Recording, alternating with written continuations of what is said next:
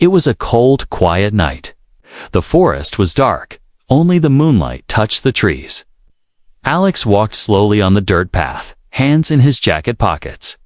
He came here often when he needed to think. He had no family, no job, no one waiting for him at home. Suddenly, the sky lit up with a strange light. It was not a star. It moved too fast. A loud boom echoed through the trees. Birds flew into the sky. Something had crashed nearby. Alex ran towards the light. His heart beat fast. It could be a plane, or something else. When he reached the crash site, he couldn't believe his eyes. A glowing silver pod had landed in a small clearing. Steam rose from its sides. The ground around it was burnt. The door of the pod opened slowly with a hiss. Inside was a young alien girl, maybe 8 or 9 years old. She had pale purple skin, glowing blue eyes, and white hair that floated like feathers. She looked scared. And she was crying. Alex stepped back in shock. The girl looked at him with big, tear-filled eyes and said in perfect English, "Please, human, make my mom smile again." Alex froze. What? She stepped out of the pod, weak and shaking. "You have to help me. She's dying." "Who's dying?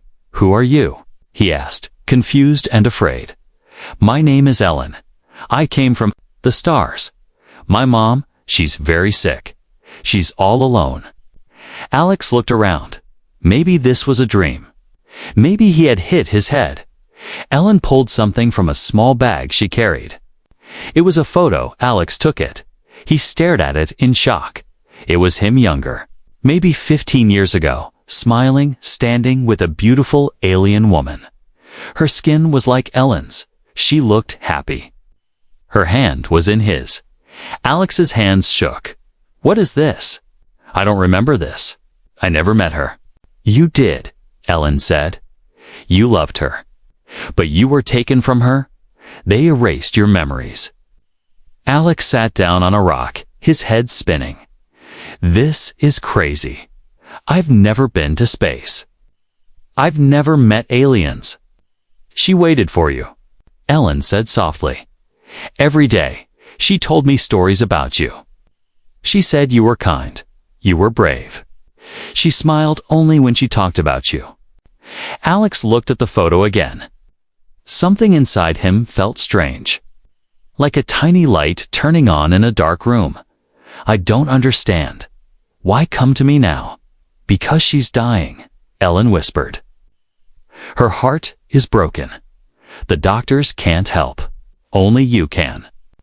Suddenly, they heard a noise, a low rumble from the sky.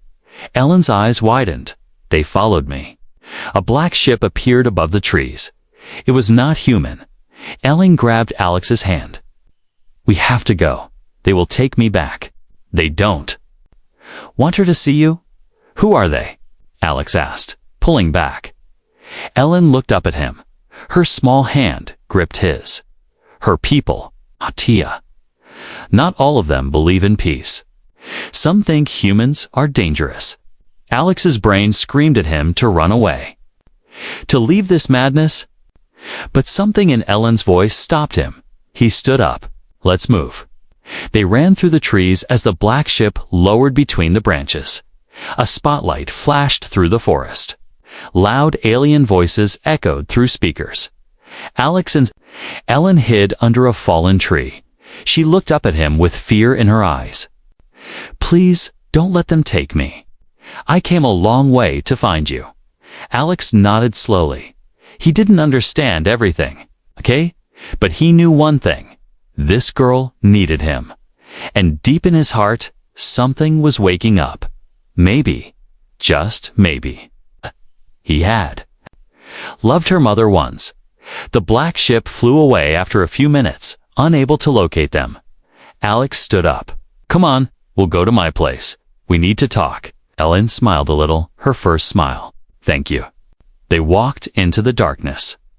Two shadows in the night, a lonely man and a lost girl from the stars. The girl didn't sleep. She sat on the old sofa in Alex's small cabin, hugging her knees, staring at the stars through the dusty window.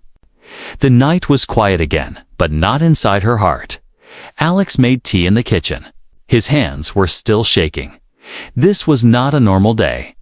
Hours ago, he was just a lonely man walking in the forest. Now, an alien girl was in his home, calling him. Her father's memory, her mother's last hope. He placed the tea beside her. "Here," he said. "It might help." She looked at it, but didn't touch it. "My mom liked tea," she whispered. "You made it for her. With honey." Alex blinked. "You said I was with her." "When?"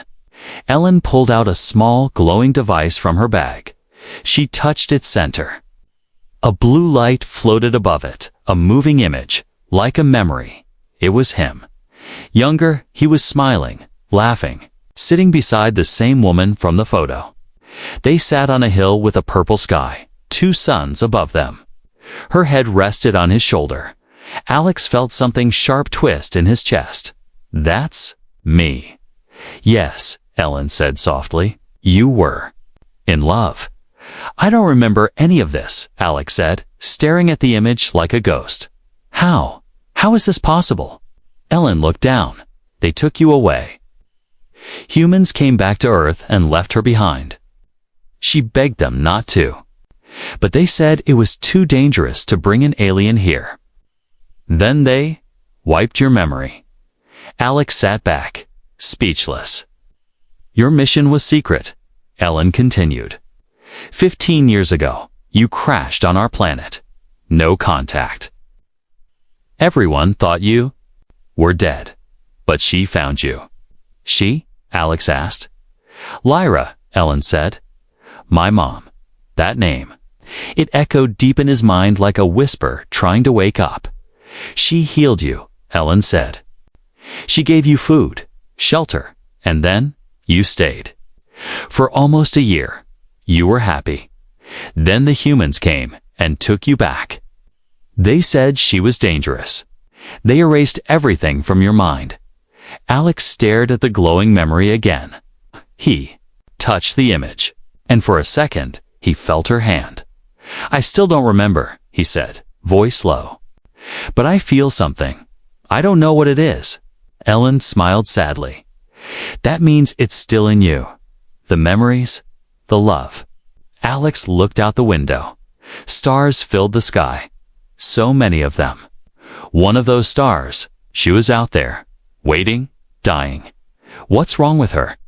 He asked. "Her heart," Ellen said. "Not just her body. It's like she's fading. She only talks to me now." She stopped smiling. "She said she dreams of you every night, but she doesn't know I came here. If she did, she'd be angry. She thinks you forgot her." Alex stood up. He walked around the room like a storm was rising inside him. "This is insane. I don't even know how to fly a spaceship." "You don't have to," Ellen said. "I brought one." He stopped. "You?" "What?" "I stole a small scout ship," she said. "It's hidden nearby. I'm not supposed to fly. I'm just a kid." But I had to try. Alex stared at her like she had just said she flew through fire. "You're just a child." "She's my mother," Ellen said. "She gave me life." "She gave you love." "I wasn't going to let her die alone." Alex looked at her again, really looked this time. She was so young, so brave, tears still in her eyes, but not afraid. "You're a lot like her, aren't you?" he said. Ellen smiled for real now. "That's what she says." Alex turned to the window again. He thought about his life. He thought about how empty his heart had felt for years. Maybe this was the reason. Maybe this was the truth. "You said the ship is close." "Ah," he asked. Elin nodded. "Double quotes, we leave in the morning," Alex said. "But first, I need answers. I need to remember." Ellen reached into her bag one last time. She took out a silver orb. "What's that?" "It helps unlock hidden memories," she said. If you want to try. Alex took a breath. He touched the orb. Everything went dark. And then he saw her face. Lyra, smiling, reaching for him. And she whispered, "Come back to me." The dream turned into fire. Alex was running through a field of stars, reaching for Lyra's hand. She smiled, just out of reach. But behind him, Earth was burning. Sirens, voices, a red light flashing over and over. "Get up." Alex opened his eyes. Ellen stood by the window, breathing fast. Her small hand pointed to the sky. "They found us." Alex rushed to the window. A black triangle-shaped ship hovered above the trees. Its lights scanned the ground like sharp knives. The same alien ship from before, only now it wasn't looking, it was hunting. "How did they find us?" He asked. "I don't know. Maybe they tracked my pod. We'll have to go now." Alex grabbed a backpack and shoved supplies inside. "Where's the ship you came in?" "In a cave, 1 mile from here." "I'll lead." They ran out the door into the dark forest. Behind them, a loud engine roared. The black ship had seen them. Branches scratched Alex's face. His legs hurt, but he didn't stop. Ellen moved fast for a small girl, like she knew these woods. She jumped over rocks and dodged tree roots with ease. "They don't want you to reach her, do they?" Alex shouted. "No," she replied. "Some of her people think humans are poison. They think love with you made her weak. And Earth, a bit. Fear you'll bring war. And what do you think?" She looked back at him. "I think you're the only one who can save her." Suddenly, Ellen stopped. She pulled away moss from a rock wall, revealing a small cave. Inside, hidden under vines and broken branches, was a small alien craft. Sleek, silver, and humming gently. Alex stared at it. "That thing can fly." "I flew it here," Ellen said. "I'm 9. He raised an eyebrow. "Right." She climbed inside through a round door on the side. "Come on, before they land." As Alex stepped in, the inside lit up. Blue lights, smooth metal. A soft voice spoke in a language he didn't know, then changed to English. "Welcome, Captain. DNA recognized." He froze. The ship recognized him. Ellen smiled. She programmed it with your old genetic code. She never gave up hope. Before he could answer, a loud boom shook the cave. Dirt fell from the ceiling. "They're above us," Ellen said. "They'll blow the entrance if we don't go now." Alex sat in the pilot's seat. It lit up under his hands like it remembered. "Him, all right," he said. "Let's see if my fingers remember too." He touched a glowing symbol. The ship hummed, then lifted with a low, soft push. Straight through the rock, the cave cracked open, and the ship rose through the forest canopy. Outside, the enemy ship fired. Ellen screamed. Shields. Alex slammed his palm on a green icon.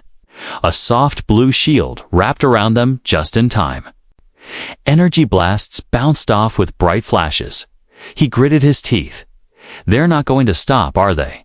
"No," Ellen said. "They think killing you will end her pain." "Then they don't know your mom," Alex muttered. The small ship darted through the sky faster than any Earth machine. The black ship chased them, firing more energy bolts. Alex pulled up, spinning over a mountain range. Alarms beeped. Ellen checked the screen. "Earth defense systems just activated. Your own people think we're a threat." Alex shook his head. "Hey, we need to get off this planet. Now." In space, things were different, quiet, cold, beautiful. But behind them, Earth's defense satellites locked on. "We need a jump path," Alex said. "There's one," Ellen replied. She gave me coordinates. "It's hidden behind Saturn's rings." Alex nodded. "Let's go find your mother." Just then, a missile locked onto their trail, too fast to dodge. Ellen stared at it on the screen. "We won't make it." Alex didn't think. He pulled a lever marked with an alien symbol. Not knowing what it did, the ship vanished. A silent blink, no trail. No light. Nothing. Moments later, in deep space, the ship reappeared. Safe.eli. Line looked at Alex with wide eyes. That was the emergency phase jump. You just saved us. Alex leaned back in the seat, his heart pounding. I didn't even know what I was doing, he whispered. But you felt it, Ellen said. You're remembering, bit by bit. Alex looked out the window. Stars stretched forever ahead of them. One of them was calling. He didn't remember Lyra fully yet, but something in his chest ached for her, and he was ready to face whatever came next. The stars had no sound. The ship floated through deep space like a leaf on still water. No fire, no battles, no running, just silence. But inside Alex's chest, the storm hadn't stopped. He sat at the front of the ship, eyes locked on the glowing planet ahead. Ellen sat quietly beside him, her hands folded, her eyes heavy with sleep. She hadn't spoken much since the jump, not from fear, but something else. Alex finally spoke. That's her planet. Ellen nodded. Yes, it's called Iriath. That's where she's waiting. Alex looked closer. The planet looked peaceful. Soft green lands, violet oceans, floating islands. But something felt wrong. Are they expecting us? Ellen hesitated. Not all of them. Only the ones who still believe in peace. And the rest, they believe she made a mistake. Loving you. Alex's jaw tightened. He thought of Lyra's face in his dream. Her voice, that last whisper, come back to me. Now he was. But not everyone would be happy to see him. The ship landed gently on a silver platform surrounded by tall white trees. Strange glowing birds flew in the sky above as the door opened. Alex stepped out, and instantly, dozens of alien guards pointed weapons at him. Don't move. One shouted. They weren't human. All tall, armored faces hidden behind masks. Symbols glowed on their chest plates. Eli stepped in front of him. He's with me. One of the guards stepped forward, removed her helmet. An alien woman with sharp, violet eyes and glowing tattoos. She stared at Ellen with cold confusion. Ellen, you disappeared. I went to Earth, Ellen said. I brought him back. Her voice was calm, brave. The alien woman looked at Alex. You are not welcome here, human. Alex raised his hands. I didn't come to fight. I came because she called me. The woman's voice was ice. She's too weak to call anyone. You left her broken. You are the reason she's dying. She didn't tell you the truth, Ellen said. She told us everything, the woman snapped. Ellen shook her head.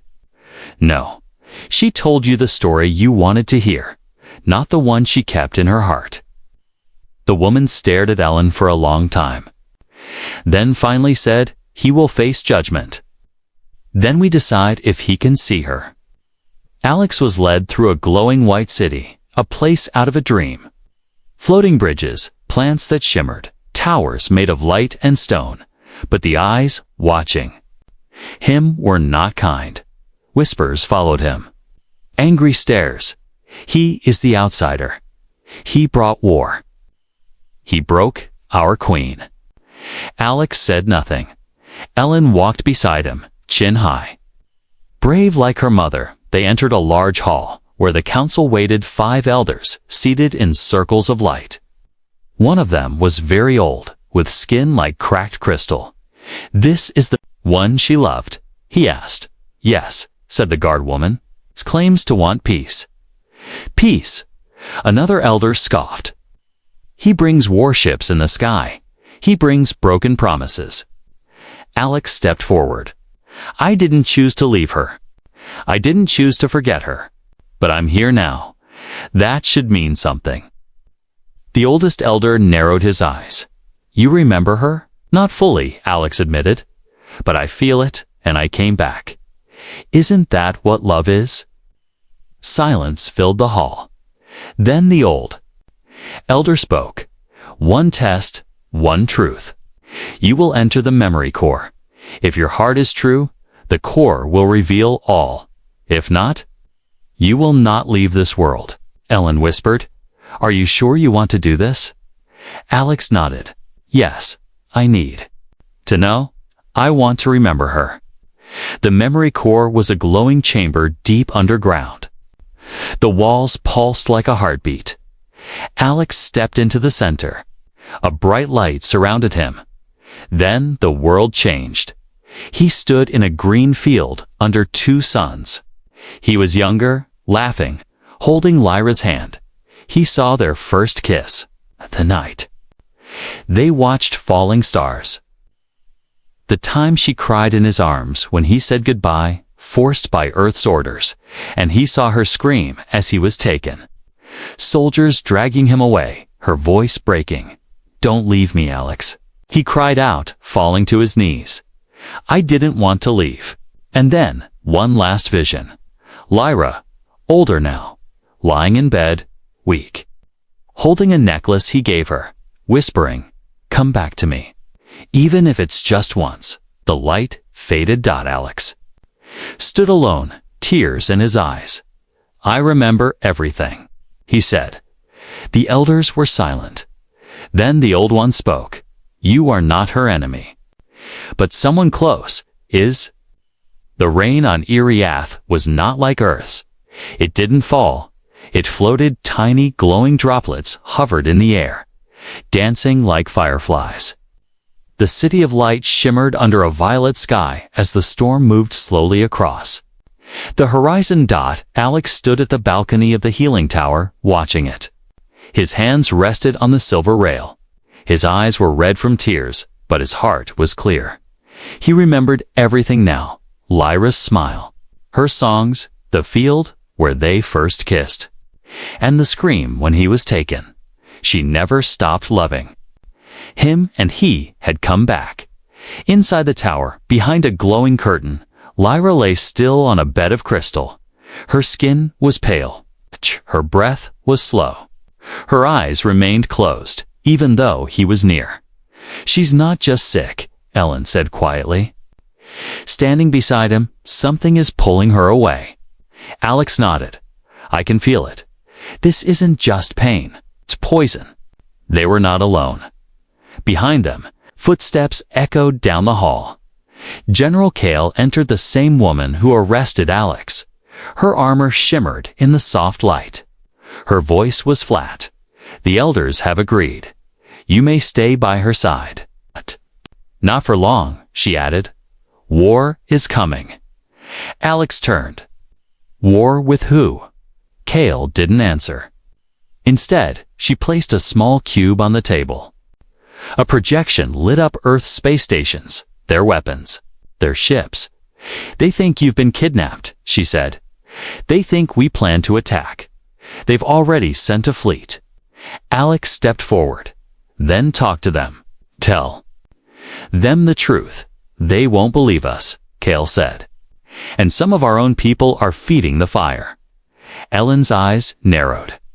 "What do you mean?" Kale hesitated, then whispered, "There's a traitor among us." Later that night, Ellen moved quietly through the corridors of the city. Her footsteps were light, her mind sharp.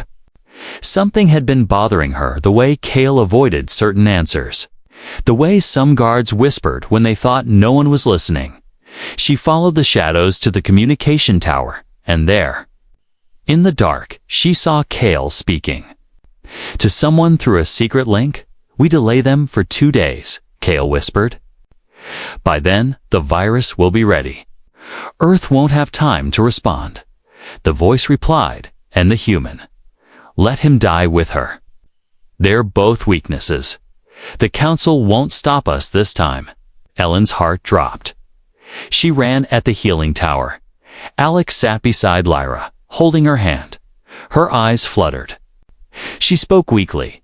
"You came back." He smiled, barely holding tears. "I remembered everything." Lyra smiled faintly. You always were stubborn. He laughed, then kissed her hand. Rest. I'm here now. Just then, Ellen burst in, breathless. It's Kale, she cried. She's the traitor. She's planning a virus to kill Earth's fleet, and she wants to kill both of you. Alex stood. How do you know? I heard it. She's not working alone. She's part of a rebel group. They want war. A sudden blast shook the tower. Lights flickered. A loud alarm echoed through the halls. She started early. Ellen whispered Dot outside. The sky turned red. Energy weapons fired into the air. Rebel ships attacked the capital. Loyal guards fought to protect the council. Alex looked down at Lyra. We can't leave her here. Ellen pointed. There's a medical pod on the ship. We can move her. It's risky, but better than letting her die here. He picked Lyra up in his arms. She was light, too light. Her warmth was fading. I'm not losing you again, he whispered. They raced to the landing platform as chaos spread across the city. The rebel forces fired at any ship in the sky. Buildings burned. Explosions lit the ground. Kale stood in there, path energy blade in hand. You don't belong here, she snarled.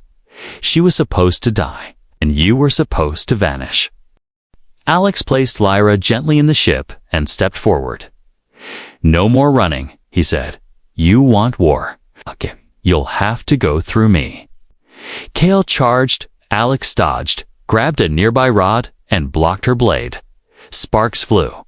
The fight was short, but sharp. In the end, Kale fell, stunned, not dead. Ellen sealed the ship doors. We have to leave now. The engines roared. They blasted into the sky, breaking through smoke, lasers, and clouds. In space again. Safe for now, Alex looked. Back at Lyra inside the pod.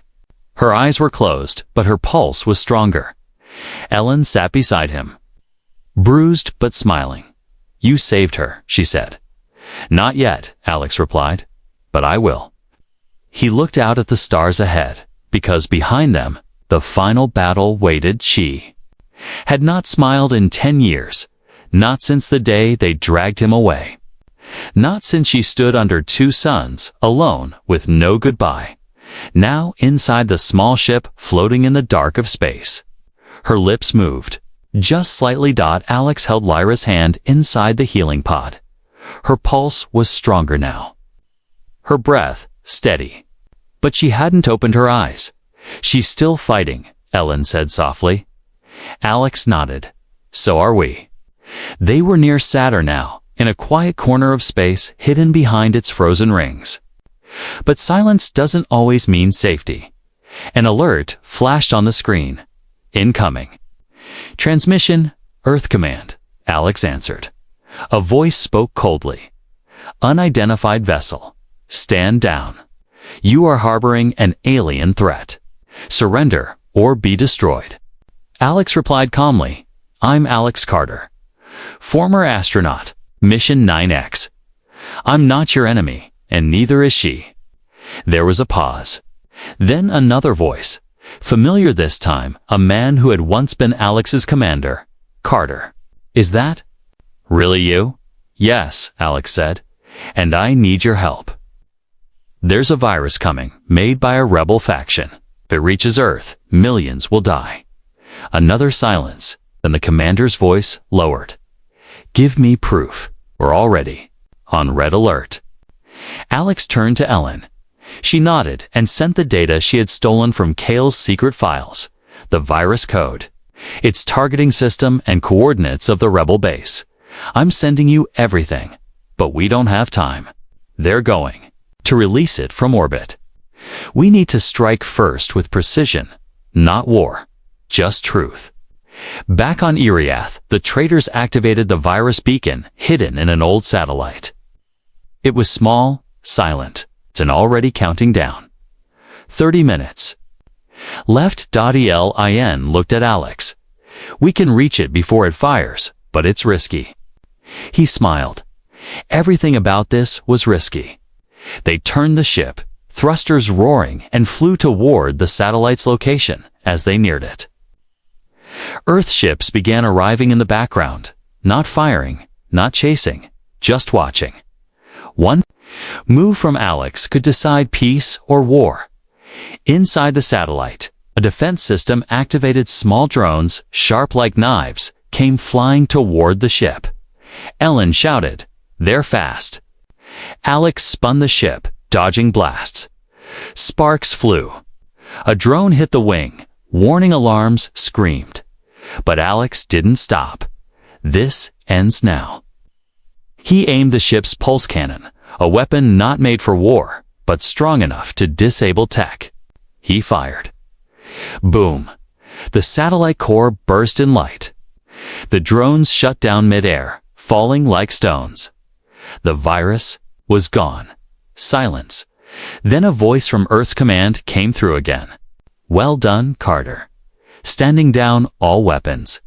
We'll open talks with Iriath on your terms." Alex smiled. "Thank you, sir." Later, back on Iriath, under the sky of two suns, a small ceremony took place. Alex stood in front of the council. Beside him was Lyra alive, walking slowly, holding his hand. Her strength had returned, her eyes sparkled again, and finally, she smiled. Not just for Ellen, but for him. "I thought I'd lost you forever," she whispered. Alex pulled her. "Close, not in this life. Maybe not even in the next." Ellen stood nearby, dressed in traditional white robes.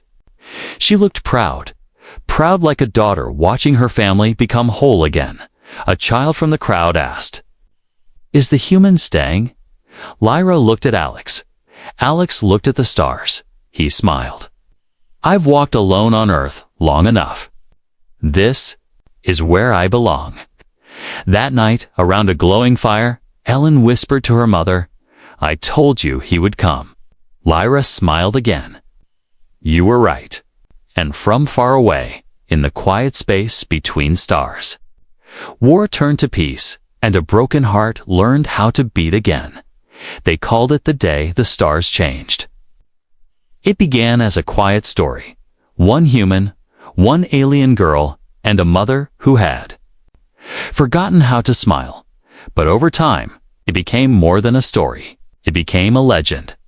Years had passed on Earth. Children in space academies learned about the Lyra Accord, the peace treaty between Earth and Iriath, a treaty signed, not by generals or presidents, but by a man who was once forgotten by both worlds. Alex Carter. They said he walked into the stars with nothing. No memory, no weapon, just a heart full of doubt. And yet, he returned with peace, love, and a future. On Iriath, the tale was told in softer voices under the twin suns, in gardens where the air sang there. The story was not about war and peace. It was about a little girl who crossed galaxies for a smile. They spoke of Ellen, daughter of two worlds, born of stardust and hope. The one who believed in love when both her people had stopped. They called her Stardash Bridge, and Lyra, some called her Queen. Others, Healer. But most just said her name with quiet respect. She had lost everything once, her love, her voice, even her reason to live. But then, she smiled again, and that smile saved two worlds from war. No one knew exactly where Alex and Lyra lived after the events of the treaty. Some say they built a home on one of Iriath's floating islands, a place where clouds kissed the ground, and the stars felt close enough to touch. Others say they travel between Earth and Iriath, quietly, helping people, never staying in one place. But Ellen became the first true ambassador of the heart. She grew strong, wise, not just a symbol. A leader children on both planets grew up listening to her voice. She told the story again and again. Once, a human man lost his memories. Once, a mother lost her joy. And once, a girl flew through space just to make her mom smile. And they would ask her, "Did it work?" and she would smile and say, "Look around you. We're here, aren't we?" But the legend didn't end there. One day, a new ship arrived on Iriath's horizon, old tech, Earth-made. Drifting silently through the sky. Inside it, a small boy, unconscious, holding a piece of alien crystal. In his hand, the cycle had begun again. Not war, not sorrow, but connection. Alex stood on the platform. Older now, eyes filled with wonder, just as they once were, when Ellen first called him human. Lyra stood beside him, her hand in his. Heart strong again. Ellen walked forward to the ship, bent down, and whispered to the boy, "It's all right. You're safe now. You're home." So the stars changed again.